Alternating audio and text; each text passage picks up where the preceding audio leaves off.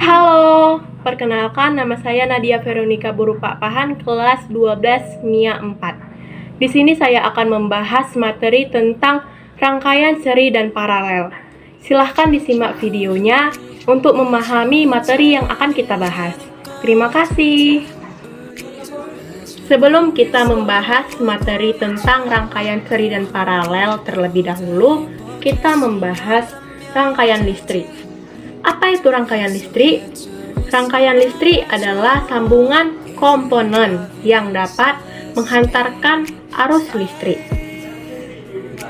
Rangkaian listrik sederhana meliputi bagian konduktor, biasanya kabel, komponen yang memasuk daya, atau yang biasa contohnya itu baterai, komponen yang menyerap daya, atau yang disebut dengan beban. Bola lampu adalah salah satu contoh dari komponen yang menyerap daya atau yang disebut dengan beban ini. Banyak komponen listrik dalam rangkaian listrik memiliki dua ujung.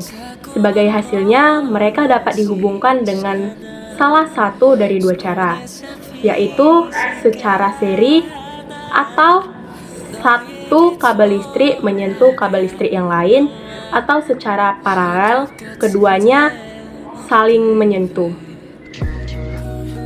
Rangkaian seri. Rangkaian seri menyediakan tepat satu jalur antara dua titik untuk arus listrik. Sirkuit ini memiliki keunggulan membuat semua komponen sangat bergantung pada komponen lainnya. Ini berarti jika satu komponen dihapus, semua komponen mati. Meskipun ini ide buruk, ada beberapa aplikasi di mana ini bekerja lebih baik. Contohnya, lampu Natal gaya lama. Lampu Natal gaya lama memakai rangkaian seri.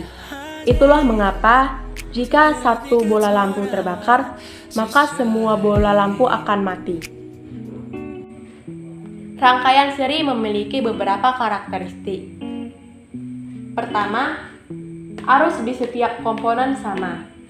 Kedua, tegangan total adalah jumlah dari tegangan tiap komponen. Ketiga, hambatan total adalah jumlah dari hambatan tiap komponen.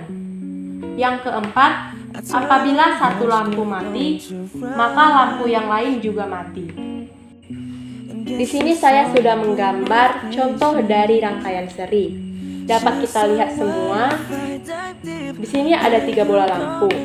Lampu pertama memiliki hambatan 10 ohm, lampu kedua 15 ohm, lampu ketiga 20 ohm. Di sini kita lihat bahwa lampu ketiga itu memiliki hambatan yang lebih besar dan dia yang lebih terang. Kenapa lampu yang ketiga ini lebih terang? Karena arusnya sama, tetapi memiliki beda hambatan. Lampu ketiga ini memiliki hambatan yang lebih besar.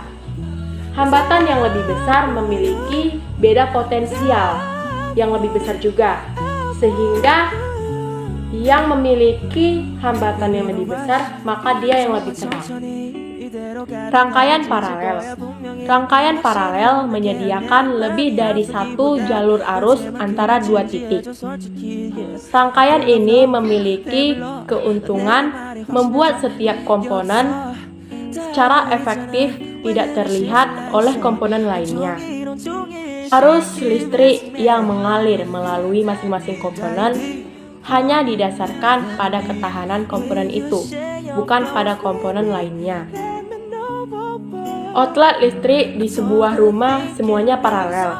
Ini berarti bahwa dengan rangkaian listrik yang ideal, menyalakan televisi biasanya tidak berpengaruh pada lampu listrik yang berada di ruangan yang sama. Pemutus sirkuit dan sekering memiliki sirkuit paralel yang berbeda. Itu berarti bahwa jika satu sirkuit kelebihan beban, itu tidak akan berpengaruh pada sirkuit lainnya. Rangkaian paralel memiliki beberapa karakteristik. Pertama, tegangan di setiap komponen sama. Kedua, arus total adalah jumlah dari arus di masing-masing komponen.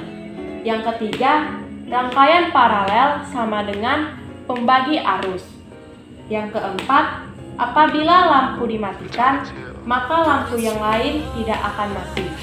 Di sini ada gambar rangkaian paralel. Dapat kita lihat di sini ada 3 buah bola lampu.